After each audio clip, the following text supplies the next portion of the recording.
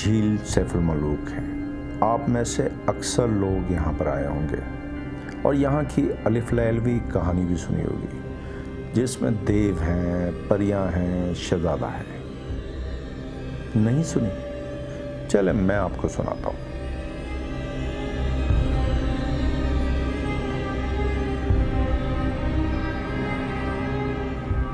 मिस्र का एक शहजादा हुआ करता था सैफुल मलूक, जिसे रोज़ाना ख्वाब में एक बहुत ही खूबसूरत और हसीन लड़की आया करती थी। शहजादे को वो लड़की इतनी पसंद आई कि उसने सोचा अगर किसी तरह ये लड़की वाकई में ही उसे दुनिया में कहीं मिल जाए तो वो उससे शादी करके उसे अपनी शहजादी बना देगा।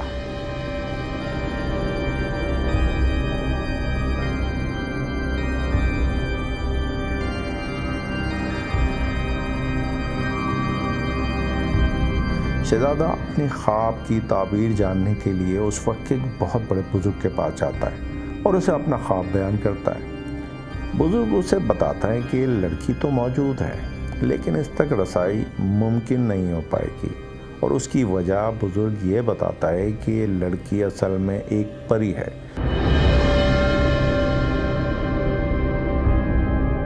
जिसका नाम बदियुल जमाल है, जो कि कोहे काफ में रहती है। और बुजुर्ग उसे ये बताता है कि इसकी हिफाजत पे मामूर एक बहुत ही ख़तरनाक किस्म का देव है, जो किसी भी इंसान को उसके करीब नहीं आने देता और मार देता है।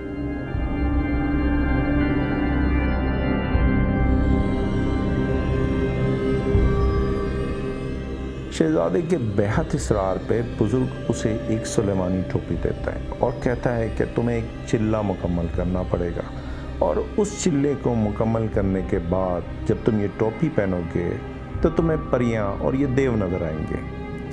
और साथ ही बुजुर्ग उस शहजादे को ये बताता है कि ये परी कई सालों के बाद चांदनी रात में किसी पहाड़ों के बीच में एक बहुत ही खूबसूरत झील है, जहाँ पर गुस्ल करने के लिए आती है, और अगर तुम उस झील पर इसके परों पे कब्जा कर पाओ तो फिर ये परी तुम्हारी हर बात मानेगी।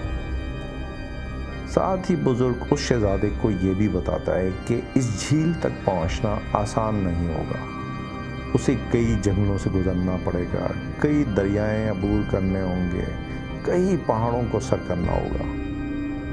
शहजादा अपनी रजामंदी हर चीज़ में जाहिर करता है और बिलाखिर किसी न किसी तरह करके वो इस झील तक पहुंच ही जाता है और चिल्ला काटना शुरू कर देता है। जब शहजादे का चिल्ला मुकम्मल होता है तो वो सुलेमानी टोपी पहन के इन परियों का इंतज़ार करता है, और एक दिन ये परियां नमूदार होती है। सारी परियां अपने पर उतार के इस झील में गुस्ल के लिए चली जाती है। देव सोचता है कि क्यों ना मैं कुछ देर के लिए आराम कर लूं, और वो जाके सो जाता है। शहजादा ये मौका गनीमत जानता है और जाके परी बदियुल जमाल के पर अपने कब्जे में कर लेता है। कुछ देर के बाद जब सारी परियां नहा के निकलती हैं तो अपने अपने पर पहन लेती है, लेकिन परी बदियुल जमाल को उसके पर नहीं मिलते। बाकी परियां ख़तरा महसूस करके वहाँ से उड़ जाती है। शहजादा परी बदियुल जमाल को उसके पर दिखाकर अपने साथ ले जाता है। कुछ देर बाद जब देव जागता है तो ना तो उसे कोई परी मिलती है और ना परी बदियुल जमाल। उसे बहुत गुस्सा आता है और वो इस गुस्से में एक ज़ोरदार किस्म की लात इस झील को मारता है और इस झील को तोड़ देता है। यहाँ दास्तान सुनाने वाले कहते हैं कि एक ज़माने में ये झील एक कटोरे की तरह थी, जिसमें पानी हर वक्त मौजूद रहता था। उस देव की लात मारने की वजह से ये झील टूटी और इसका पानी बहकर दरियाए कुनहार में जाने लगा। और यहाँ दास्तान सुनाने वाले ये भी कहते हैं कि दरियाए कुनहार में बड़े बड़े जो पत्थर हमें नज़र आते हैं वो भी असल में उस देव की लात की वजह से वहाँ तक पहुँचे हैं। अब ये स्टोरी कितनी सच्ची है कितनी झूठी, ये या तो ये दास्तान सुनाने वाले जाने और या फिर अल्लाह। आपको ये स्टोरी सुनाने का क्या मकसद था? आपको ये स्टोरी सुनाने का मकसद ये था कि अगर आपने ये स्टोरी को फील करना है तो या तो आप सुबह सूरज निकलने से पहले और या गुरूब आफ्ताब से पहले आ जाए, तो आपको लगेगा कि शायद कहीं ना कहीं इस स्टोरी में सच्चाई हो। अब सवाल ये पैदा होता है कि इन 2 वक्तों में आप यहाँ पर पहुँचेंगे कैसे। सुबह तो हो सकता है कि आपकी अपनी आँख ही ना खुले, और शाम में हो सकता है कि जीप वाला आपको प्रेशर दे के जल्दी ले जाए। लेकिन उसके लिए आपको परेशान होने की ज़रूरत नहीं है, क्योंकि आजकल के दरवेशों ने यहाँ पर बहुत अच्छी क़यामगाह बना दी है, जहाँ आराम से बैठ के आप ऊपर से इन परियों का इंतज़ार कर सकते हैं।